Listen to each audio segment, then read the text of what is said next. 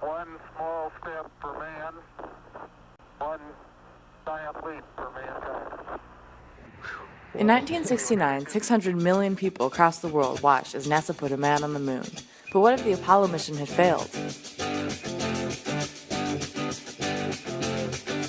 Flashback 7 years to 1962. The space race was at its peak, and it looked like Russia was in the lead. They'd launched the first satellite, they'd already sent animals into space and back, and they were the first to put a man in orbit.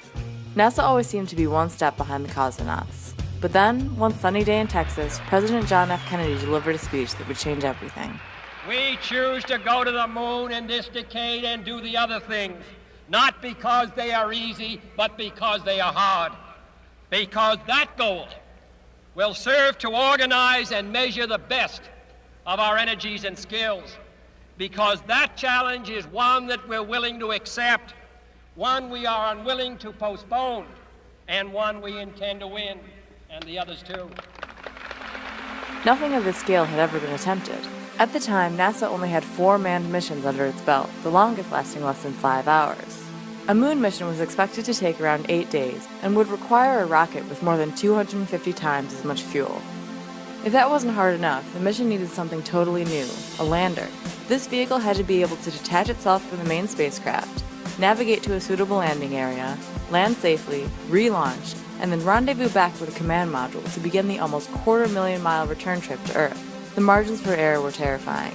A human or technical error would almost certainly result in the deaths of at least 2, if not all 3, crew members. To add to the challenge, the lander couldn't be tested in the environment it was built for.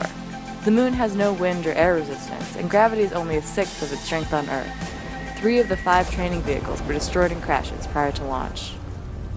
NASA was well aware of the risks of the mission and felt the return of a lunar lander would be the trickiest stage.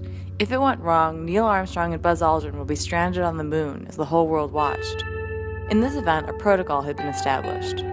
First, communication would be deliberately closed down, leaving the astronauts a moment to decide if they wanted to take their own lives or wait for their air supply to run out. Next, President Nixon would call each of the astronauts' soon-to-be widows and offer his deepest condolences. Finally, a speech would be delivered to the American public and the world at large. Fate has ordained that the men who went to the moon to explore in peace will stay on the moon to rest in peace. These brave men, Neil Armstrong and Edwin Aldrin, know that there is no hope for their recovery. But they also know that there is hope for mankind in their sacrifice. These 2 men are laying down their lives in pursuit of mankind's most noble goal, the search for truth and understanding. They will be mourned by their families and friends. They will be mourned by their nation. They will be mourned by the people of the world. They will be mourned by a Mother Earth that dared send 2 of her sons into the unknown.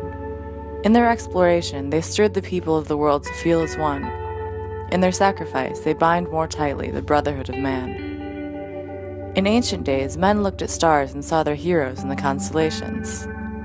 In modern times, we do much the same, but our heroes are epic men of flesh and blood. Others will follow and surely find their way home. Man's search will not be denied. But these men were the first, and they will remain the foremost in our hearts.